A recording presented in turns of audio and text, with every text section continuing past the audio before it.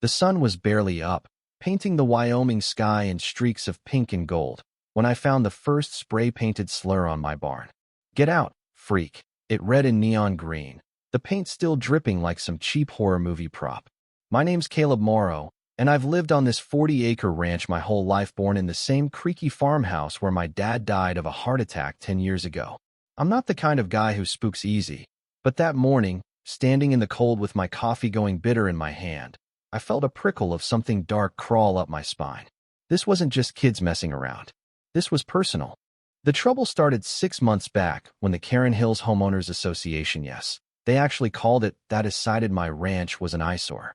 Never mind that my land predates their cookie-cutter McMansions by a century. Never mind that I keep my fences tight and my cattle healthy.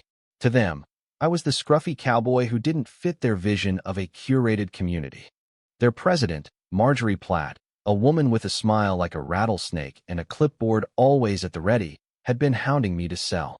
She'd show up unannounced, her heels sinking into my dirt driveway, waving papers about zoning violations and community standards. I told her where she could stick her standards, and that's when things got ugly. By noon that day, I'd found more vandalism. My mailbox smashed, my front gate chained shut, and my prize heifer, Daisy, with a shaved patch on her flank where someone had scrawled "sell or else." I called the sheriff, but he was useless, said it was probably teenagers and I should talk it out. With the HOA talk it out? With people who'd rather poison my water tank than sit down for coffee? No, sir. I wasn't raised to roll over. That's when I decided to fight fire with fire. I'd installed hidden cameras a year ago after some rustlers hit a neighbor's place court grade, motion activated, the kind that records in crystal clear 4K with timestamps that hold up in a judge's chambers. They were tucked everywhere, in the eaves of my barn, behind the oak by my gate, even in a fake rock near the mailbox. If Marjorie and her cronies thought they could scare me off, they were about to learn I had eyes in places they'd never suspect. For weeks, I played dumb. I fixed the gate, repainted the barn, and kept my mouth shut while the cameras rolled. And roll they did. Night after night, grainy footage showed figures in hoodies sneaking onto my land. They slashed my tires, dumped trash in my well, and even tried to burn my hay bales, though they were too dumb to realize wet hay doesn't catch fire easy. The real kicker came when I caught Marjorie herself on tape, standing by my fence at 2 a.m., handing a stack of papers to a guy I didn't recognize. He nodded, tucked them into his jacket, and drove off in a black SUV. Something about that exchange made my gut twist. This wasn't just vandalism. This was a plan. The next morning, I got a letter in the mail, official looking, stamped with the county seal. It claimed my ranch was being seized for unpaid property taxes, dating back 5 years. Thing is, I pay my taxes religiously, every April, like my dad taught me. I pulled my receipts, all neatly filed, and called the county clerk. She sounded confused, said their records showed I hadn't paid a dime since 2018. Forged records? I knew who was behind this, and my cameras had the proof. I decided to play along a little longer. I let Marjorie think she had me cornered. She started showing up more often, her smile wider, her voice dripping with fake sympathy. "Oh, Caleb, I heard about your tax troubles. Such a shame. We could help you sell, get you out of this mess." I nodded, bit my tongue, and let her dig her own grave. Meanwhile, I was burning DVDs of the footage, time-stamped, and backed up on a hard drive I kept in my safe. I wasn't just going to win this. I was going to bury them. Then came the twist I didn't see coming. One evening, as I was checking the cameras, a new face showed up on the feed. It was Tommy Ruiz, my old high school buddy who'd moved to Cheyenne years ago. He was in a hoodie, spray can in hand, painting "loser" on my shed. Tommy, the guy who'd helped me rebuild my porch after a storm? The guy who'd cried at my dad's funeral? My heart sank, but I kept watching. He wasn't alone. Marjorie was there, whispering something in his ear. He looked miserable, his shoulders slumped, but he kept painting. What the hell had she done to him? I tracked Tommy down the next day at a diner in town. He looked like he hadn't slept in weeks, his eyes red and his hands shaky. "Caleb, man, I'm sorry," he blurted before I could even sit down. "They've got my kid." Turns out, Marjorie's husband, a lawyer with ties to some shady developers, had fabricated a custody case against Tommy's ex-wife. They'd threatened to take his daughter unless he helped sabotage my ranch. Tommy was no criminal, was a desperate dad caught in their web. I wanted to be mad, but all I felt was pity and rage. Marjorie wasn't just coming for me. She was ruining lives to get what she wanted. Tommy agreed to help me turn the tables. He fed Marjorie fake intel, saying I was ready to crack and sell. She took the bait, scheduling a community meeting to announce my departure. I showed up uninvited, a USB drive in my pocket and a grin I couldn't hide. The room was packed with HOA members, all sipping wine and clapping like they'd won a war. Marjorie was at the podium, her voice syrupy as she talked about progress and cleaning up the neighborhood. That's when I stood up. "Ladies and gentlemen," I said, my voice steady, "I've got a little presentation of my own." I plugged the USB into their fancy projector, and the room went dead silent as the first clip played, Marjorie handing off those papers by my fence. Then came the vandalism, her cronies smashing my mailbox, slashing my tires, all caught in glorious 4K. Gasps rippled through the crowd. Marjorie's face went white, her clipboard clattering to the floor. But the best part? The final clip, where she bragged to Tommy about forging the tax records. "He'll be gone by summer," she'd said, laughing. The room erupted in whispers. I didn't stop there. I handed out copies of my tax receipts, proving I'd paid every cent. I told them about Tommy, how they'd blackmailed him. A few HOA members looked sick, like they'd just realized they'd been cheering for a monster. Marjorie tried to sputter an excuse, but I cut her off. "Save it for the sheriff, ma'am. He's waiting outside." And I'd tipped him off that morning, along with a lawyer friend who was already filing charges for fraud, vandalism, and extortion. You'd think that'd be the end, the moment of triumph where the bad guy gets hauled off and the good guy rides into the sunset. But life ain't a movie. The fallout was messier than I expected. Marjorie's husband pulled strings, and she got off with a fine and community service. The HOA dissolved, but the neighbors who'd clapped for her that night, they still live next door, avoiding my eyes when I drive by. Tommy moved away, too ashamed to stay, even though I told him we were square. And me? I kept the ranch, but it doesn't feel the same. Every time I walk past that barn, I see those slurs, even though the paint's long gone. The real gut punch came a month later. I was cleaning out my dad's old desk when I found a letter, yellowed and unopened, from the county. It was dated a year before he died, offering to buy our land for a highway project that never happened. He'd scrawled, "Not for sale," on the envelope, but inside was a note from Marjorie's husband, promising consequences if he didn't comply. My dad never told me. He carried that weight alone, and I wonder if it's what killed him. I sat there, the letter shaking in my hands, realizing this fight wasn't just mine. It was his, too, and I'd never know how much it cost him. I still run the cameras. Not because I'm scared, but because I know people like Marjorie don't stop. They just get sneakier. My ranch is mine, paid for in blood and stubbornness, but the victory feels hollow. I won the battle, sure, but the war? That's another story. Winter came early that year, blanketing my ranch in snow that crunched under my boots. The victory over Marjorie and her HOA felt like a lifetime ago, though it had only been a few months. I thought I'd feel lighter, like a man who'd shed a heavy coat, but instead, I carried a new weight. The letter from my dad, with its cryptic threat from Marjorie's husband, haunted me. I couldn't shake the thought that this fight had roots deeper than I'd realized, tangled in secrets my dad took to his grave. I tried to get back to normal, tending the cattle, fixing fences, drinking coffee on the porch at dawn. But the ranch felt different, like a house you love but know is haunted. The neighbors, the ones who'd cheered Marjorie on, kept their distance. Their lights glowed across the hills at night, but their silence was louder. I told myself I didn't care. I had my land, my home, my truth. That should have been enough. Then the second twist hit, and it was a doozy. One morning, I got a call from a lawyer in Cheyenne named Evelyn Carter. She was sharp, with a voice like she'd smoked a pack a day for decades, and she didn't waste words.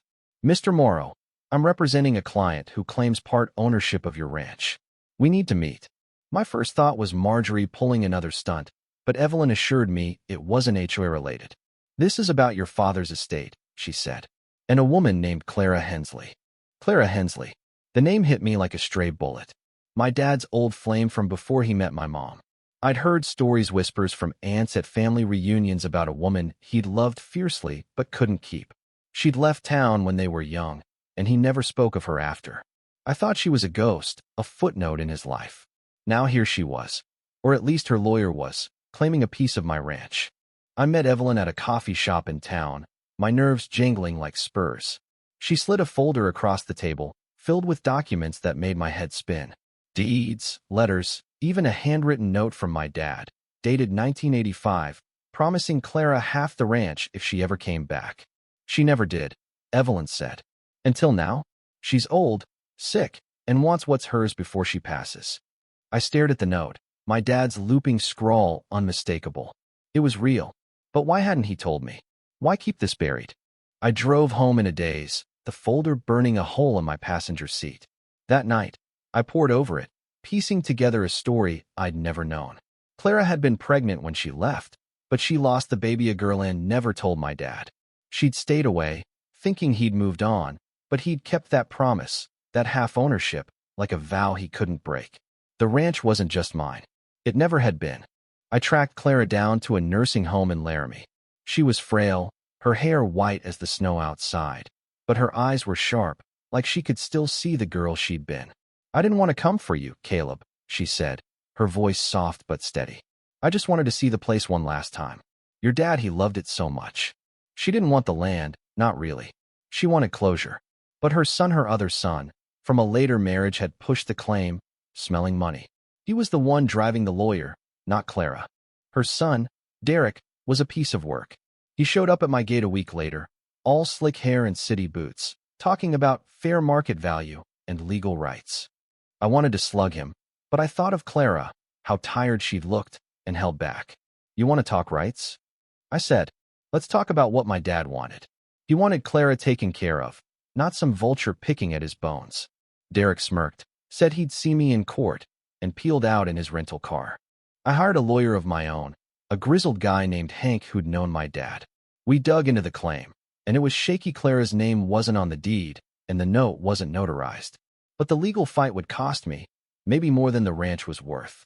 Hank suggested a settlement, but I couldn't stomach giving Derek a dime. Not after everything. Not after Marjorie. This was my home. Damn it.